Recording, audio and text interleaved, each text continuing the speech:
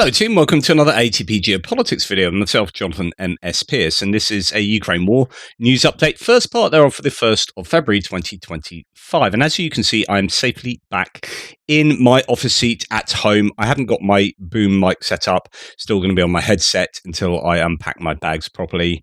I've just spent 10, 11 days, whatever it was, in Ukraine or thereabouts, and it was relatively mild, warm. I was expecting incredibly cold weather. In fact, we're going to talk about this a little bit later. Another warm winter has meant that actually the Ukrainian energy infrastructure has been able to withstand some of the worst excesses of the Russian focus and the usual weather that you would see at this time of year.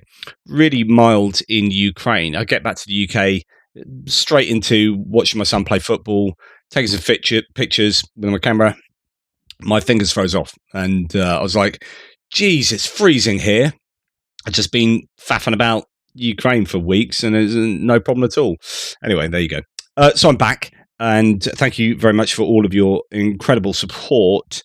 Michael Winkler particularly generous, so thank you for helping us to carry out our events and things that we did out there, and just primarily delivering those trucks to Ukraine for Car for Ukraine. Absolutely incredible experience for us all. I was helped by the team, we had Mark from Little Whiskey Shop, Benny Pye, JR being absolute legends, and Daniel for the beginning, Dan Smith from Bristol with Love at the beginning of the time out there, helping to drive, but sorting out logistics and just doing everything, but also, and Pierre as well, joining us, of course, super important, helping me get from A to B. Just really good. And Jonathan Fink as well. Like, everyone had an arm to give me. My legs for 2 of the days just didn't work because a bunch of us got quite ill out there, and my body didn't do a very good job of keeping me steady. So I just really appreciate all the love from the people with me. Incredible bunch of peeps. Anyway, thanks to you all. Thanks to them. Lots of the information that we gathered from that trip will just come out via osmosis. I'll be putting some footage out as well. And I still need to finish my video from the last trip too. Anyway, going on to Ukrainian general staff figures for the Russian losses for the day before. All the usual caveats apply. You can find those caveats in the description to the video below. 1,430 personnel loss is a pretty high number, lower than we have seen, but fairly significant still.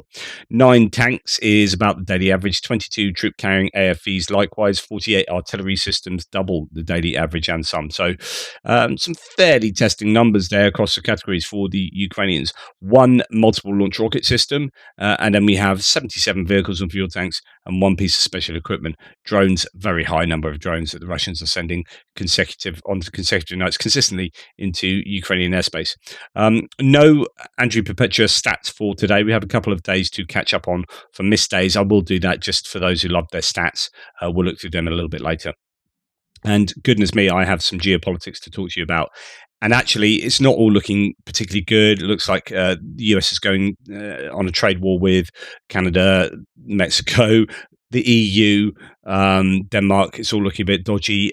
So there's some incredibly interesting but not really good-looking dynamics concerning the US's interactions with its allies, while at the same time trying to sort out the Ukraine conflict. But some of the rhetoric coming out there and from adjacent people is not looking great, to be honest. So anyway, lots to talk about in terms of geopolitics and an awful lot concerning the US. But we'll come to that at a later point today, hopefully. But my goodness, there's so much to talk about. I might have to do a live and just have a huge old rant. Right, what else? So we know Andrew Perpetua stats. Let's look at this video has been doing the rounds. So it's a tractor that has been caught on camera doing some deliveries, but one might say that this is representative of the trouble the Russians are having with logistics and vehicles, or it could just be that these guys are just having a bit of a laugh on some stolen rickety old tractor. I don't know. But anyway, War Translated says, beware, battle tractors are now part of the Russia's army arsenal. According to Russian soldiers, this marvel of engineering is actually used on the battlefield. They also complain about the lack of proper equipment. So, okay, is it representative? Don't know, but according to these guys who filmed the video, they are lacking equipment. So it might be something you can derive from that. A Ukrainian ground drone from the 93rd Brigade delivers ammunition to a remote position and then retrieves a bat hexacopter, which had landed in the grey zone due to Russian electronic warfare. This sophisticated combination of technologies ensures highly effective battlefield support. And go and check out my video from visiting the unmanned ground vehicle manufacturing workshop in Lviv. It really is fascinating. So go and check that out to see some of the UGVs that are coming out at the moment that are really incredible bits of kit. Here's one that is doing a job on, retrieving a pretty high value piece of equipment. And you can see it there, that hexacopter, one of these Baba Yaga drones, really sizable bit of kit being retrieved and taken back to the Ukrainians. So these things definitely have a utility, delivering supplies in very dangerous environments. Right, Andrew Perpetua, a few tweets from him I thought might be worth discussing. This is, I've not been publishing comms equipment lately, so when he does his loss lists, he used to, or often has had, these big lists in purple at the beginning of comms equipment, things like Starlinks, smaller, Muron P and whatever surveillance bits of kit that will be used by either side, right? And then some people are interested in those bits of kit and them on the stats list. I'm less so, because they're generally cheaper. Starlink isn't incredibly expensive. You can get them for a couple $100. It's about the subscription, that's the expensive part. But you lose that compared to an infantry fighting vehicle. I don't think it's particularly comparable, but those lists aren't for me, right? So, but Andrew says, I've not been publishing comms equipment lately, but I want you to know the amount of comms equipment getting destroyed is through the roof, is the implication there. Someone says both sides, and he says all comms equipment, it's a genocide of communication equipment of all sorts: antennas, repeaters, jammers, listening devices, everything. He says, I don't know if there's any more information on, because this is a good question, is it a typical 2-to-1 ratio of Russian losses to Ukrainian, or is it more balanced? I don't know. But yeah, so there's an awful lot of comms equipment getting taken out. Now, Andrew also then says, I want to reiterate that Kherson is not the only place in Ukraine that Russians target and attack civilians.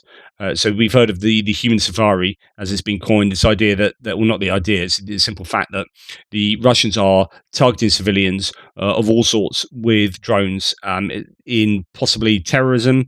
Well, not, I think it's a combination of all of these things: terrorism and drone practice being two of the major ones, in order to hone their skills on hitting civilians in an easy pickings kind of environment, and then terrorizing those people in hope that they disappear. If they can't have Kherson, the Russians think, then no one can. So Andrew says it happens everywhere. I want you to remind you that the Russians intentionally targeted and hunted down paramedics in Toretsk. Russians intentionally killed evacuating civilians in Vovchansk. In both of these cases, they later released music videos celebrating the occasion. Literally, music videos. They showed an interview with a paramedic in the hospital in the music video. A few days later, they attacked police near Orikhiv, and he's got the evidence for this. And then civilian vans and random truck drivers. They have attacked people in Sumy, Kharkiv, Chernihiv, Zaporizhia, Mykolaiv, Donetsk, all with FPV drones. Is not limited to Kherson. It never was. It never will be. Russians attack civilians everywhere at all times.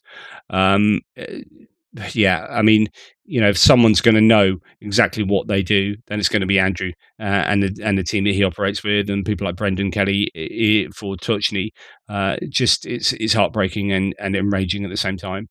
He then goes on to say, Andrew, this is, Russians will tell you they want peace. They do not. The Russian government believes peace is submitting to their will and becoming a slave, and any slave who disobeys must be destroyed. Russians do not want peace. They want to rule.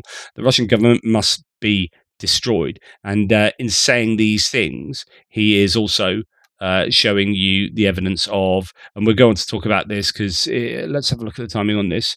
Yeah, this is this morning. So these are pictures undoubtedly from Poltava, Zaporizhia as well, really badly hit by Russian missiles last night. So it was a pretty hellish night for the Ukrainians, and the Russians. Yeah, yeah, as he says, this is what their so-called peace looks like. It's yeah, not really evidence that they are interested in a peaceful solution to this war. He goes on to say, if you want peace in the world, you achieve it by the absolute and total destruction of Russia, a complete ban on Russian imports, a complete ban on exporting to Russia, a complete ban on exporting to countries that export to Russia, and a systematic destruction of Putin, his allies, and anyone who supports his regime. If the Russian people truly want peace, then they can go to the streets, overthrow Putin, and destroy anyone who supported him. Anything less has to be treated as supporting the war. And I agree with this completely. In fact, I might turn this into a Facebook post, just for some of my friends who still seem to think that NATO expansionism is to blame here. Yeah, it's despicable stuff. Okay. Now moving on to distant strikes, the Ukrainian Air Force reports a downing of some missiles. Quantity is not reported though, and 56 strike drones out of a total 165 air targets. Another 61 drones were lost due to electronic warfare. So let's have a look here. 7 Iskander-M ballistic missiles, 7 Iskander-K ballistic missiles, 8 Kh-22-32 cruise missiles, 12 Kh-59, 69 or 31P guided aircraft missiles, 4 Caliber cruise missiles, 8 Kh-101 or Kh-55 cruise missiles, and 123 strike drones. I presume that is the number of drones that and missiles that were sent, not anything to do with interception. So if we look here, that's 117 drones were taken out, and here's 123 strike drones mentioned there. So 6 drones possibly got through, but an awful lot of missiles were sent last night, and a varied number of missiles, including some, as you can see, ballistic missiles, 7 ballistic missiles. So it was a really difficult night for the Ukrainians last night. Let's go and look at some of the details here. Spravdy, the Stratcom Center, says when Russia sends ballistic missiles with 500-kilogram warheads into residential buildings full of sleeping families, understand that this is what they will gladly do to Warsaw, Berlin, and any US city to plan to do. The only thing now standing in the way is Ukraine, and Ukraine needs help urgently. It's heartbreaking imagery coming out from last night. Now, the Polish aircraft was scrambled, and other allied aircraft too, and quickly mobilized last night in response to the large-scale missile attack by Russia on western Ukraine. However, I don't think they did anything, but that was reported by the Polish armed forces. Now, last night, Odessa was targeted, and Greg Terry and Zhenya, who I was with only the other day in Kiev, well, they went down to Odessa for a meeting, and they were caught in the kind of double tap, if you like, strike. I think it was sort of 3 or 4 missiles hit the same place, after gaps, and they were there for it.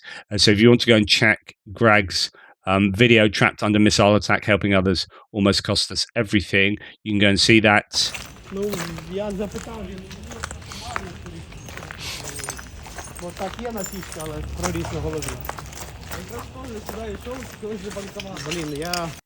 So this is in the historic center of Odessa. Absolutely heartbreaking imagery coming from him and others, as the Bristol Hotel and other places were really badly damaged. So the consequences of yesterday's attack on the historical center of Odessa, I mean, it's one of the most historic cities in the world, really. About 15 monuments were damaged. Fortunately, no one died, but there were casualties, and some of this, beautiful architecture in Odessa, you might never be able to get it back to what it once was. Then, well, if we go through Tim White's whole thread really for today, because it's just one expression of Russia's aggression after another. So just an hour ago, said Tim White this morning, the latest appalling war crime as Russia hit another residential building, this time in Poltava. Now, there have been deaths in Poltava. I think the latest is 7. This was the first video from the scene after dawn broke. So really significant strike in Poltava there. My goodness. Um, it's not yet known if anyone was injured or killed in Russia's hypersonic missile attack on Poltava this morning. Well, it is now 7 dead, I think, at least in Poltava. Just huge damage done to there. It's absolutely despicable. Another video from the awful scene in the Russian missile strike on Poltava. Earlier in the wider region, there was another missile attack in Mihorod, 90 kilometers northwest of Poltava, but no injuries were reported there. 2 people were killed by Russia in the Poltava attack. He said it's just been announced, actually, as I say, later on 7. But I mean, you can see apartment blocks being absolutely hammered by these missiles. Just really, really awful stuff. And other cities were also hit during a night of terror. Kharkiv and Zaporizhia suffered. And of course, in case you missed it, as inexplicably most mainstream media ignored it, yesterday evening, the historic and beautiful city centre of Odessa was struck, from which there are lots of videos, and you saw one there from Greg Terry, others here on Tim's thread. So Tim's got a pretty good synopsis of everything that happened.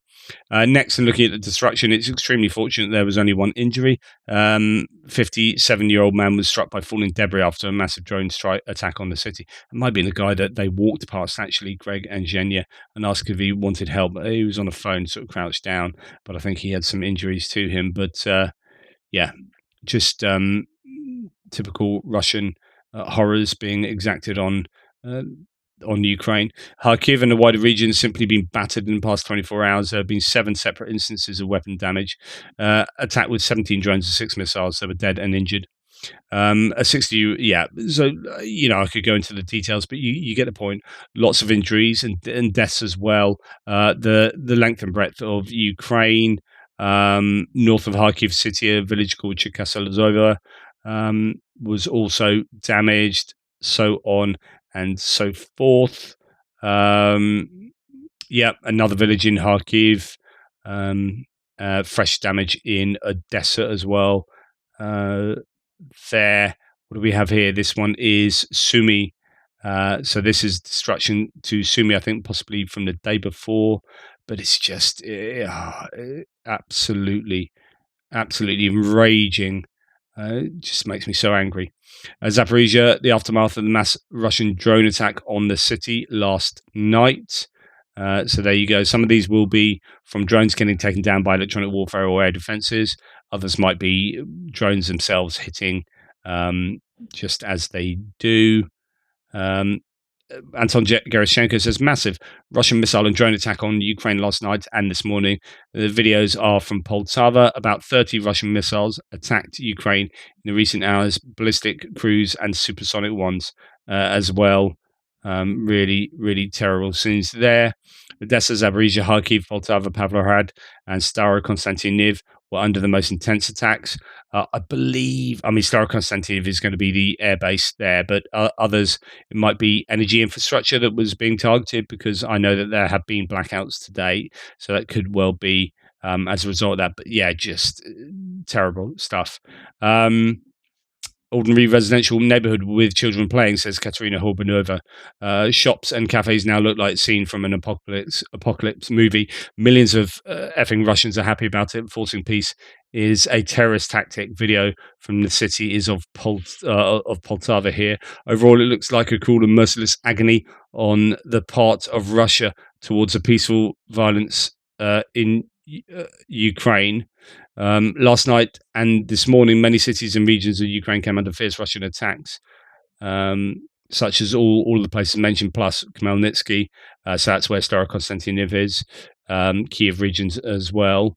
And then goes on to say, it was a tense night in general. It's become a habit to try to sleep to the sound of air raid sirens, knowing that several Russian drones are flying over your city. It's already clear that Putin is targeting Ukrainian residential buildings, particularly high-rise buildings. If it were not for the air defense systems, we would see such smashed residential buildings every day, every night. The Russians' goal of killing and intimidating civilians is no longer just a war. It's another stage, Putin's agony. The feeling when the night is dark, she says, the air raid siren sounds, you realize that in the cities of your country, there is shelling of civilians. Every Ukrainian realizes that the morning may not come, but here is the morning. Open your eyes, pick up. But here is the morning. Open your eyes, picked up your phone, go to Telegram, and there I have a large number of news feeds about every city in Ukraine, which have a huge number of messages for the whole night. And you already realize that, again, a huge number of dead people, another picture like a movie tape year after year. It really changes the psyche, and not for the better. So that's her personal interpretation. So Null Report says the death toll from the strike in Poltava has risen to 7, according to regional authorities. 14 were injured, including 3 children. 22 were rescued. Over 460 emergency workers and 100 units of equipment are on site there. So that seems to be one of the worst places. And this guy here, I mean, it's heartbreaking. I wish all Russia was destroyed together with Putin. A Ukrainian man lost his son, daughter-in-law, and granddaughter in a Russian attack on a residential building in Poltava last night. Russian missile strike killed 7 people and injured 14. And this guy, he is suffered. В этом будинку у меня погиб сын, невестка и внучка. Вся семья, молодые люди, 37 лет, внучке 9 лет. Поэтому, чтоб оно сдохло вместе с Путиным, вся Россия. Ее теперь 100 лет будут все ненавидеть. Як вас звати? Меня звать Игорь. Ігор? Да. So, losing that many family members, it's awful. Emergency power cuts temporarily introduced across Ukraine since the Russian missile attack. The restrictions were applied to 7 oblasts to prevent the collapse of the energy system, according to Ukraine's state grid operator Ukrenergo. More on that subject later. Now, this morning, says Null Reports, and this is going back to yesterday. So this is yesterday morning. Russian local channels reported about an attack in Rilsk, that's north of the Kursk salient, one of those kind of staging cities or towns north of where the Ukrainians and Russians are fighting in Russia. Reportedly 5 ATACMS were used. According to them, though, the Russians, they were all shot down, but Rilsk was targeted, and not for the first time. It's been targeted a number of times, with some command structures being taken out in Rilsk, leading to the death of quite a few Russian officers, although I don't know what damage was done there yesterday. Now, Russian authorities have announced that the Siburtsovo oil refinery in the Nizhny Novgorod region has halted operations after debris successfully struck the facility on the 29th of January. So that's a few nights ago. This is one of the big ones, the refinery that looked like it just looked like it's a massive fire there. So, as War Translated says, sparking a massive fire that was only extinguished today. So that's the 29th, and then extinguished this morning on the 1st of February. Now, that has halted operations, as you can imagine. That will be really costly for the Russians. That's one of these really significant strikes. Tendar says, Telegram channel Astra reports that refinery in Kosovo has suspended all operations after it was struck by drones 2 days ago, and gives you an idea of where that was. So you got Ukraine here. You got the Kursk salient just there, and then all the way up to Moscow. This is very often where drones are striking, but this one was all the way sort of northeast of Ukraine, and indeed northeast of Moscow too. And that was really, really badly, I think, struck by the Ukrainians. And a number of these refineries have had to shut down, and depots as well. Now, Ukrainian drones recently struck the Novozhybykov pump station, and it's a facility as part of the strategic Druzhba pipeline. It's located 30 kilometers from the Ukrainian border. This Druzhba pipeline is a really important one, getting oil westwards there. And if Ukraine can hit the pumping stations at this pipeline, then it will likely have a really significant effect on Russia's ability to export and therefore make money out of its hydrocarbons. So Tendar continues, this incident highlights another major strategic problem Russia is facing. The Druzhba pipeline has around 20 pump stations and hubs ranging from Syzran and at the Volga River and all the way to Belarus, where it sort of passes through. So you can see that there will be a number of potential targets for this pipeline. It makes no less than 7 Russian regions which need to be protected. And it's no secret that Russia's air defense assets are absolutely not capable of covering this entire area. This is a really large area. And exactly what I said before, think of the air defense needs or their air defense coverage is a blanket that's too small for a bed, and you pull it in one direction. If you're pulling air defense systems to defend something that's just been sort of targeted, and you're thinking, right, we need to protect that, so you're pulling these air defense systems from other places. You're pulling the blanket closer to this area, and then it exposes that end of the bed. And you're like, okay, so then you pull it over that end of the bed and it exposes somewhere else in the bed, and you just don't have enough coverage for the huge nation that Russia is. And that's exactly the point here. And when you've got a single pipeline with all these pumping stations, you can't put a Pantsir air defense system on every single one of those pumping stations. So how do you deal with this? How do you get around the problem? And that is a good problem to see Russia have. Let's face it. Now, in January, more than 25 strategic facilities were attacked in Russia, including oil depots, refineries, factories that are important for the defense industry, according to CPD Kovalenko. So Andrei Kovalenko is head of the countering Russian disinformation. But yeah, 25 strategic facilities hit in January. It was a good month for the Ukrainians. There's absolutely no doubt about that, which we predicted with the run up to January the 20th. And then after that, wanting to give the Russians a bloody nose before potentially being forced to negotiations. I think there's some great controversy surrounding the idea that they're going to be forced to negotiations. And again, the rhetoric's not looking great. Marco Rubio has even said that there's no chance Ukraine's going to keep its territories. Well, don't say that now, because now they can't even try and negotiate for that. If you've told the Russians that already, it really irritates me. And this is why I just think the Americans don't give a damn. They don't give a rat's ass, the present administration, about what Ukraine wants and what's good for Ukraine. They couldn't give a shit.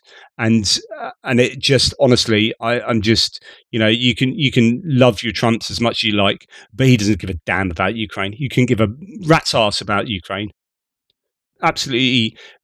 There's not a moral fiber in any of these people's bodies when it comes to talking about Ukraine, because they are doing Ukraine down. They're consistently giving away leverage. They're just saying, oh, they're not going to get that territory. And it looks like so Marco Rubio said that neither side are going to have victory.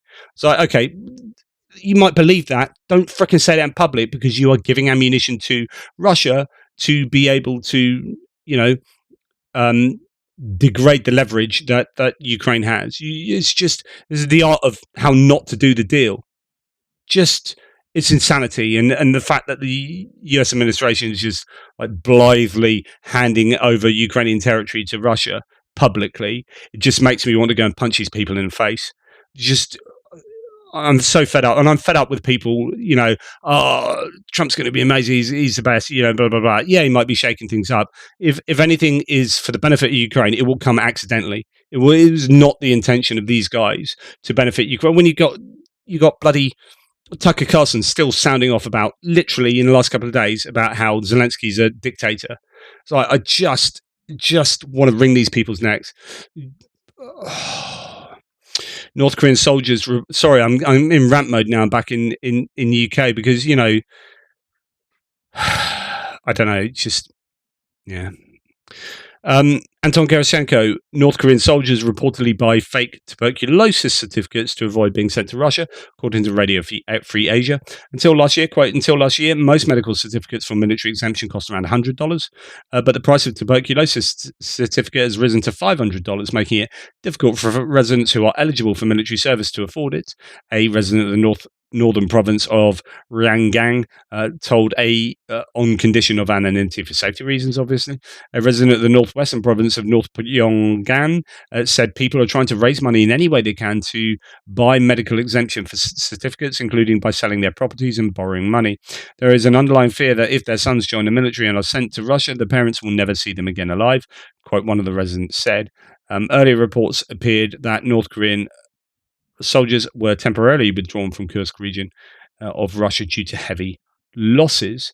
It's also worth having a little look at this Guardian article that Leah put me onto. So thank you for that, Adrian. Russian spy ship fire exposes the poor state of the Mediterranean fleet, say experts. So Let's take this back there. A fire on board a Russian spy ship off the coast of Syria has underlined the poor state of the Russian Navy as its toehold in the Mediterranean hangs in the balance, analysts and Western security services say. 55-year-old Kildin got into trouble off the Syrian coast last Thursday, which I didn't know about, when flames and thick black smoke could be seen billowing from its funnel, and it hoisted two black balls up its mast, signifying that the crew no longer had control of the vessel. The ship notified a nearby Togolese-flagged cargo freighter, the Miller Moon, that it was unable to steer and warned it to stay at least 2 kilometers away. The Russian crew assembled on the Kildin's aft deck and uncovered the lifeboats, but did not ask for help. And after 5 hours fighting the fire, the Kildin restarted its engines and got underway again. According to Western security services, the ship was in the eastern Mediterranean to monitor events in Syria after the fall in December of the Moscow ally Bashar al-Assad, as the Russian Navy began to move military equipment out of part of the Tartus port it controls. The Western sources argued that the Kildin fire, after another blaze 2 months earlier on the Russian missile frigate, the Admiral Gorshkov, revealed Russia's maritime presence in the area to be in a state of disrepair and disarray. They said that at the same time the Kildin was in distress, two other Russian naval vessels, landing ships Ivan Gren and Alexander Otrakhovsky, were also adrift temporarily without control of navigation. Michael Kaufman, who we know well, an expert on the Russian military at the Carnegie Endowment for International Peace, said the mishaps on the Russian naval vessels were nothing new and not confined to the Mediterranean. Quote, the Russian Navy has historically struggled with maintenance and readiness issues. Fires are not uncommon. Operations are undoubtedly taking a toll on the aging Russian fleet, which lacks sufficient maintenance and support facilities, he said. Those problems could become much more severe if the new rulers in Damascus, the Hayat Tahrir al-Sham HTS, deprive Russia of the use of the Tartus base. So far, Moscow has kept a toehold in post-Assad Syria at Tartus and Khmeimim air base, but the new government's longer-term intentions are unclear in regard to the forces that helped keep the Assad regime in power for decades. Last week, the HTS cancelled a 2019 contract with the Russian company, ending its control of the Tartus commercial port, which Moscow had hoped would be a $500 million hub for exporting Russian agricultural products to the wider Middle East. That was a bad omen for the naval base, said Siddharth Kaushal, a senior research fellow on sea power at the Royal United Services Institute, RUSI, in London. Quote, the cancellation of the commercial arrangement is the writing on the wall for the Navy, given how hand-in-hand the commercial and the strategic positions were, Kaushal said. The loss of Tartus would turn chronic problems in the Russian fleet into a crisis, he argued. Quote, the Russian Navy post-Cold War wasn't really built for endurance. They built smaller vessels that they could build more rapidly and pack them with heavily with missiles. That's very useful if you're defending your own coastal waters, but over longer distances, the smaller the vessel, the more acute the maintenance problems. He added, this is and always has been an issue for the Russians, but the issue will become more significant in light of potential loss of Tartus. This is why I told you that Tartus was so important. This is one of the main reasons that Russia was involved in Syria, the other one being the pipeline that could potentially pass through Syria and cause problems for Russia by presenting an alternative passage of hydrocarbons into the region. But yeah, Tartus was such a major point for the Russians that losing that is potentially going to have a much larger effect on the Russian fleet, naval, and I guess commercial fleet than we might have otherwise understood. We're going to move on now, though, to Dmitry Medvedev. So the former president of Russia, prime minister, one of the other. He swapped places with Putin, didn't he? Showman Medvedev visited the elite of the special military operation at the hospital in St. Petersburg. He kept his distance from the underlings and sometimes didn't even look them in the eye. Compare that to how Zelensky greets the military. So Zelensky's all full of big hugs and just loving it, and spends an awful lot of time in these places speaking to people and getting to know them and just being much more human. Zelensky has that, and it's just interesting to see these kind of comparisons. You remember that time that Zelensky was in there? It was in the cancer ward, the children's cancer ward, and it was an absolutely beautiful moment. And it just, the humanity of Zelensky, I think, it far outstrips the humanity of people like Medvedev, who'd much rather be sitting drinking vodka than talking to other human beings and showing any kind of empathy. But there you go. I thought that's quite interesting. And then Moldova has started supplying gas to Transnistria after stopping Russian transit. Now, I know there's more of geopolitics bit here, but I think it's worth mentioning now. It's got a bit of a understanding of the wider region. The EU will pay for the gas, so heat and electricity will be restored to Transnistria in the coming days. And this is something Transnistria didn't want. They wanted Russia to restart provision, but I think that's going to be a little too difficult. And by allowing Moldova, which they should do, it should really be all part of Moldova.